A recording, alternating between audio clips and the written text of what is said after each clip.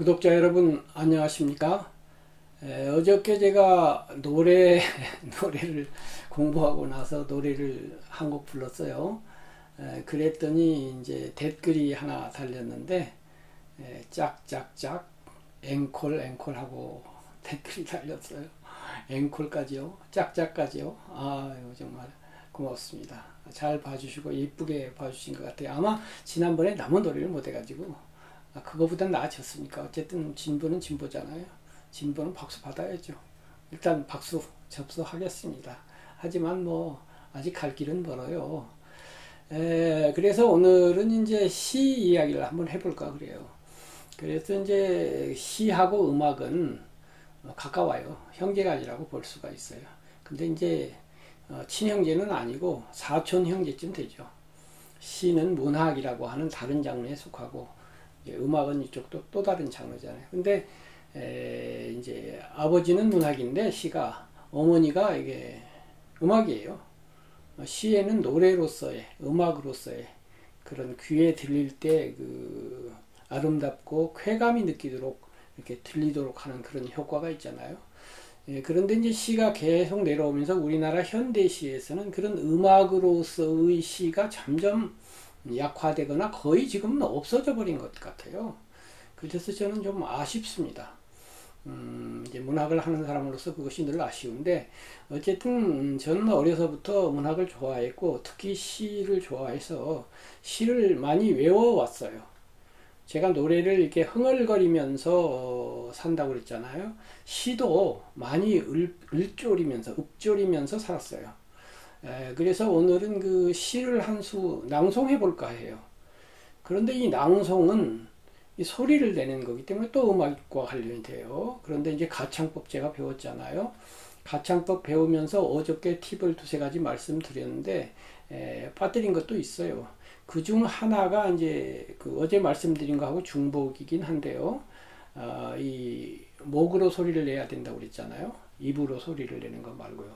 낭송을 할 때도 아하 내가 그렇게 해서 그렇구나 하고, 또 말할 때도 지금 말을 하고 있잖아요. 오늘 제가 말씀드리고 있는 이 말과 어제와 그저께 했던 말과 좀 다를 거예요. 왜냐하면 제가 말을 하면서 목으로 소리를 내려고 의식하면서 하고 있어요.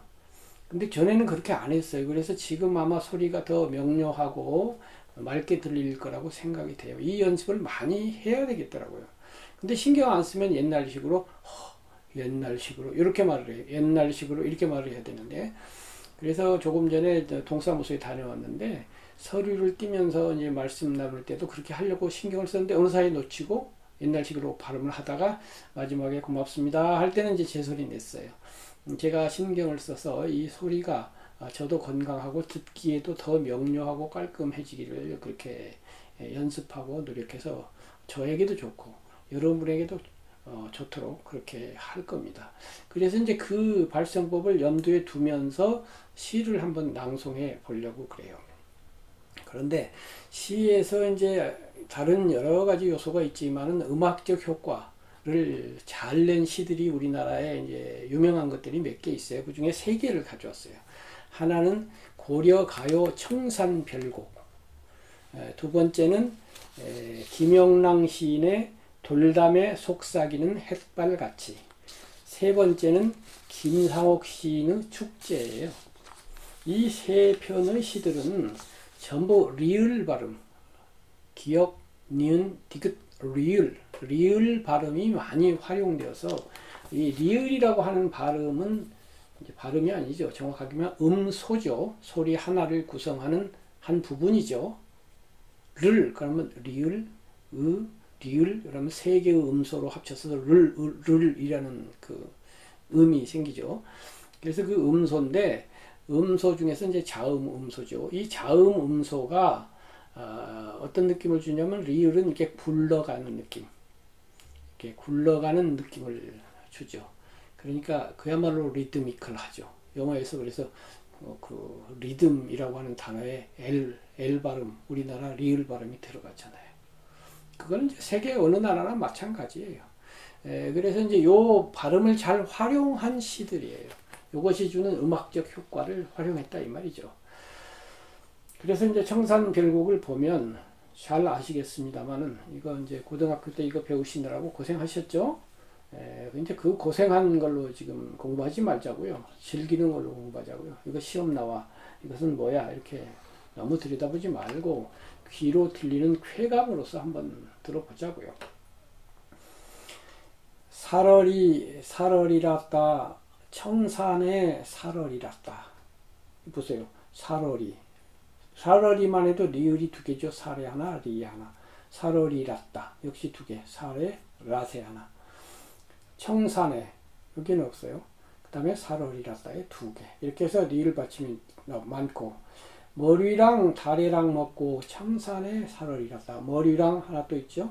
다래랑 또 하나 있죠. 다래랑엔 두 개 있죠. 레 있고 랑에 있고, 또 청산에 살얼이랐다 해서 또 있고, 그 다음에 이제 후렴구가 계속 반복되잖아요. 그 유명하죠. 얄리 얄랑셩 얄라리 얄라. 이거 아무 의미가 없는데, 의미가 없지만 의미가 있어요. 쾌감으로서 의미, 리을 받침이 활용되는, 그 다음에 모음, 야라든가 이라든가 이런 아라든가 하는 모음과 이 리을 받침이 잘 어우러져서 귀에 노래처럼 들리죠. 얄리 얄랑셩 얄라리 얄라. 뭔가 기분 좋은 것 같아요. 얄리 얄랑셩 얄라리 얄라. 이거 생각하신 분 천재예요, 천재. 누가 썼나 모르겠어요. 이름도 없는 고려시대 누군가가 지은 건데, 살얼이랐다. 청산에 살얼이랐다. 머리랑 다래랑 먹고 청산에 살얼이랐다. 얄리 얄랑셩 얄라리 얄라. 울어라 새여 자고 일어 울어라 새여. 널 나와 씨름한 나도 자고 일어 운이로라.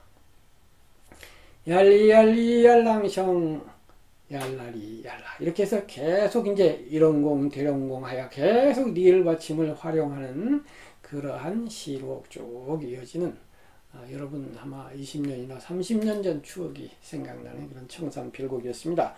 이걸 끝까지 다 읽고 다 해석하면 너무 복잡해요. 그래서 다음 작품으로 넘어가 보면, 이제 돌담에 속삭이는 햇발같이, 김영랑 시인인데, 이 시인은 특히 이 음운 효과, 귀에 음악적으로 들리는 한국어의 효과에 유념을 하면서 작품을 많이 썼고, 그중 가장 대표적인, 그 분야에서 가장 대표적인 모란이 피기까지는도 유명하지만 돌담에 속삭이는 햇발같이라는 이 시도 아주 유명하죠.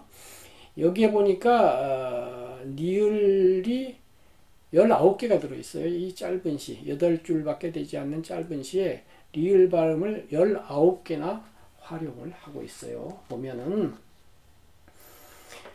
속삭이는이라는 단어가 있는데, 지금은 속삭이는인데 당시에는 소새기는 그랬나봐요. 근데 느낌으로는 소새기는이 훨씬 이 시에 어울려요. 돌담에 속삭이는 햇발같이, 햇발이 귀에다 대고 속삭인다 이 말인데, 소새기는 기역 발음이라는 것이 탁 막아버리잖아요. 속삭할 때 탁 막아버리는데, 막는 느낌이 없이 돌담에 소새기는 햇발같이. 이건 이렇게 그 시를 읽어야 될 것 같아요. 요즘으로 바꿀 일이 아니에요.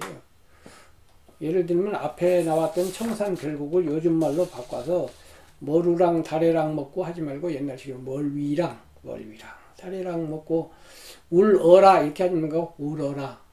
또 자고 일어나 이러지 말고 자고 일어 울어라 하세요. 여기 많아요. 그런 데가 일원공 대령공 하여 이렇게 저렇게 하여, 이거 안 된다고요. 옛날식으로 일원공 대령공 하여 나지란 디네 왔선저, 지네 왔선저가 아니라 디네 왔구나, 이것도 아니에요. 그래서 이 그 음악적 효과 면에서 이것도 소새기는이라고 읽어 주어야 될 것 같아요. 이거를 우리 멋대로 그냥 속삭이는 이렇게 해버린다는 것은 이 그 작가의 원뜻이 아닐 것 같아요. 일반적으로 그렇게 하는 데는 문제가 되지 않아요. 그런데 낭송을 한다든가 할 때는 소새기는으로 낭송을 하는 게 맞다고 봐요. 돌담에 소새기는 햇발같이, 풀 아래 웃음 짓는 샘물같이, 내 마음 고요히 고운 봄길 위에 오늘 하루 하늘을 우러르고 싶다. 새약시 볼에 떠오른 부끄럼같이 시의 가슴 살포시 젖는 물결같이 보드레한 에메랄드 얇게 흐르는 실비단 하늘을 바라보고 싶다. 그래서 이제 리을 받침을 활용한 그런 좋은 시예요. 이제 세 번째가 축제라고 하는 김상옥 시인의 시인데, 이제 김상옥 시인은 시인이기도 하지만 주로 시조 시인이죠. 시조 작가로서 아주 그야말로 이분의 시조를 보면 조선 백자처럼 깔끔하고 단정이 잘 돼 있고, 그 완성도가 거의 뭐 100점처럼 이렇게 완벽해요. 어디 손댈 데가 없을 만큼 너무 완벽해갖고 오히려 뭐 심지어는 답답할 정도로 완전해요. 그래서 이런 분인데, 개인적으로도 이분 이제 제가 문학 잡지에 근무할 때 자주 들렀고, 또 그림도 잘 그리세요. 그래서 동양화 그려가지고 우리 잡지의 표지로도 사용하기도 하고, 이제 이런 분인데, 항상 머리에 이렇게 실크햇이라고 그러나요? 이렇게 뭐 빵모자 같은 거 쓰시고 들렀다 가셨는데, 이분 하면 생각나는 게 부인하고 그렇게 의가 좋으셨나 봐요. 부인이 돌아가시고 이틀인가 3일 만에 돌아가셨어요. 이분이 먼저 돌아가셨는지 부인이 먼저 돌아가셨는지는 잘 모르겠는데, 아무튼 너무 그립고 너무 속상해갖고 바로 돌아가셨어요. 너무 뭐 거의 기적 같은 그런 분인데, 이제 이분이 쓴 축제라는 시조가 있어요. 두 수로 되어 있는 이제 연시조인데, 여기에 리을 발음을 절묘하게 활용을 하고 있어요. 더군다나 시조는 아예 정형시잖아요. 운율 자체를 만드는, 이제 이 리을 발음은 운에 해당되는 건데, 율, 그 글자 수와 이렇게 줄을 맞춰가지고 이렇게 그 시조 나름의 그 율이 있잖아요. 운과 율이 다 있는 거예요. 아까 거는 운만 있었는데 이거는 운율이 있는 그러한 작품인데, 또 한 가지 더 진보된 것은 여기에는 리을만이 아니라 히읗 발음이 또 많아요. 그래서 제가 세보니까 리을이 14번 활용되고 히읗이 8번 활용이 되었어요. 그리고 리을과 히읗이라고 하는 두 음소가 겹치는 단어가 5개가 있어요. 예를 들면 홀령 이렇게 돼 있고, 그 다음에 발효, 발효한다, 이게 술이 발효한다 할 때 발효하면 니을도 들어있고 히읗도 들어있잖아요. 그 다음에 헝클린 하면 이제 헝에 히읗이 들어있고 클에 리을이 들어있어요. 그렇게 해서 이제 그 니을과 히읗이 그 합쳐진 그 음들이 많아요. 그렇게 하면서 이제 그 히읗은, 그러면 니을은 아까 말한 휘감고 굴러가고 하는 느낌인데, 히읗은 어떤 느낌을 주나요? 발효처럼, 또 연분 홍처럼, 이렇게 아까 조선 백자처럼 분명하고 단정하다고 그러는데 그런 느낌을 주지 않고 불분명하고 흐리게 만들죠. 그 흐리다는 단어 자체가 히읗이 들어가잖아요. 제가 그 예술에 대해서 강의한 유튜브에 보면 그 모나리자의 그 기법 중에 하나가 그 이제 설명한 것이 있는데, 스푸마토라는 기법이에요. 그 경계선을 뿌옇게 하는 거예요. 스모키하게 하는. 이렇게 딱 선을 그리는 게 아니라 약간 흐리게 이렇게 하는 거예요. 이렇게 뿌옇게 하는 거죠. 이것이, 이런 효과가 이제 히읗 발음에 있죠. 그래서 이제 이것을 하는데, 이제 더 나아가서 이 시가 묘사하고 있는 시상 자체가 또 그런 거예요. 한편으로는 니을이 주는 막 흥겨움, 굴러감, 축제, 즐거움 이런 게 있는가 하면, 한편으로는 히읗이 주는 그 뽀얗게 아득하게 멀게 안개 낀 그 혹은 수증기가 낀 봄의 인해가 가득 낀 푸르스름한 산 같은, 이제 그 니체의 표현으로 하면 아폴론과 디오니소스가 만나서 어울리는 거예요. 아폴론, 이성, 요놈이 분명하게 딱 이것은 이것, 저것은 이것 탁딱 나누는, 분별하는 그런 세계와 디오니소스 축제하고 춤추고 술 취하고 막 어울리고, 이러한 그 예술적, 철학과 예술, 이 두 세계가 함께 만나는 작품이에요. 그래서 정말로 뛰어난 작품인 것 같아요. 시상면에서도 그렇고 언어를 구사하는 기법 면에서도 그렇고, 저는 한국 시에서 최고 명작 중에 하나라고 봐요. 그런데 그렇게 이것을 또 강조하는 분이 없는 것이 저는 안타깝네요. 저만 혼자 좋아하나요? 한번 들어보시면 어떤지 제가 한번 낭송을 해보겠습니다. 우선 제목이 축제인데요. 이 축제가 무슨 축제냐면 꽃이 가득 피어나고 있는 그 살구나무에 꽃이 가득 피어난 그런 봄꽃들의 그 묘사가 축제 같다 이거예요. 봄꽃이 축제 같다 이거예요. 근데 그냥 축제 같다고 하지 않았어요. 이 축제의 배후에는 뭐가 있냐면은 그 천지의 신령 같은 게 있어요. 우주적 신령이 이 축제를 벌이고 있는 거예요. 그래가지고 그 축제를 하면서 발효시킨 거예요. 그 발효돼가지고 막 술이 넘치는 거예요. 축제와 술은 뗄 수가 없잖아요. 술을 마셔야 되잖아요. 술 마시는 게 뭐예요? 아까 말한 디오니소스, 축제의 신, 술의 신이잖아요. 술 취한, 도취된 이런 천지가 잔치를 벌이는데 천지를 가지고 발효를 시켰어요. 겨울에 얼었던 걸 밑에서부터 녹여가지고 쫙 해서 이제 수증기가 싹 올라오면서 봄꽃이 생기가 나면서 이렇게 점점 이렇게 꽃이 피잖아요. 그러니까 겨울에 얼었던 걸 봄 발효하니까 계절이 혹은 천지가 혹은 신이 이 세계를 발효시키는 겁니다. 그렇게 보고 있어요. 그렇게 발효를 시키니까 어떻게 하냐면 그 발효 사이에서 이제 홀령이 나온다고 그랬는데 이 홀령은 그야말로 디오니소스가 나오는 거예요. 축제의 신이 나와가지고 채선 아주 화사한 부채를 들고 신명나는 굿을 한다. 서양에는 디오니소스의 축제이지만 우리는 굿이잖아요. 한국 홀령의 굿을 한다. 근데 무녀일 수 있어요. 무인이 굿을 한다. 이렇게 묘사를 했어요. 이야, 이런 발상과 이런 시상 자체가 천재적이에요. 천재적.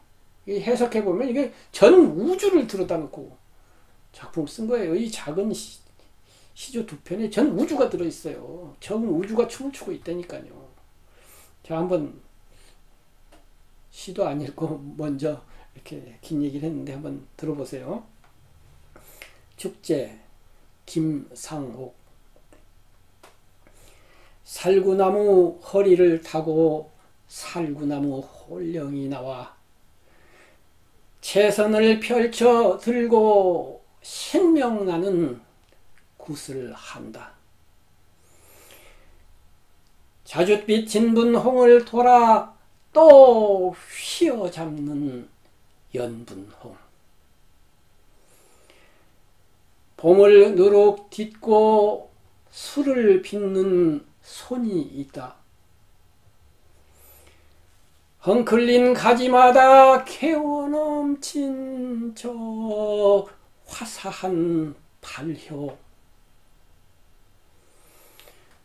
천지를 뒤덮는 큰 잔치가 하마 가까워 오나 보다.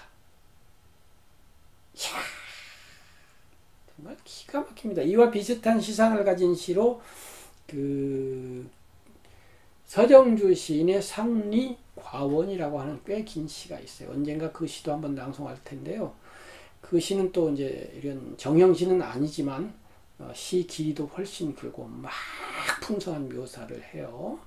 그래서 이 시를 너무 좋아서 한 번 더 낭송하겠습니다.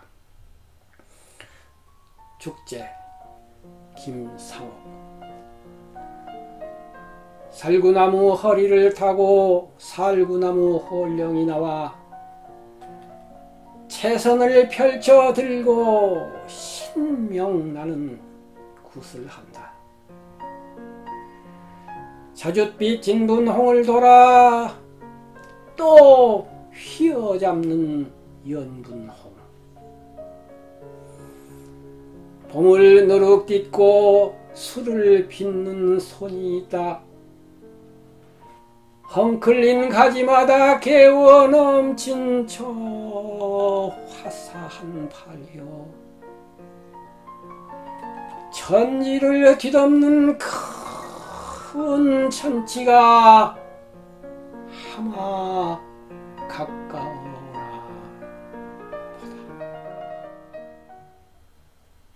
더 이상 무슨 말을 첨언하면 사족이 될 것 같아서 오늘은 여기에서 그치겠습니다. 행복하시기 바라고 내일 밝은 얼굴로 다시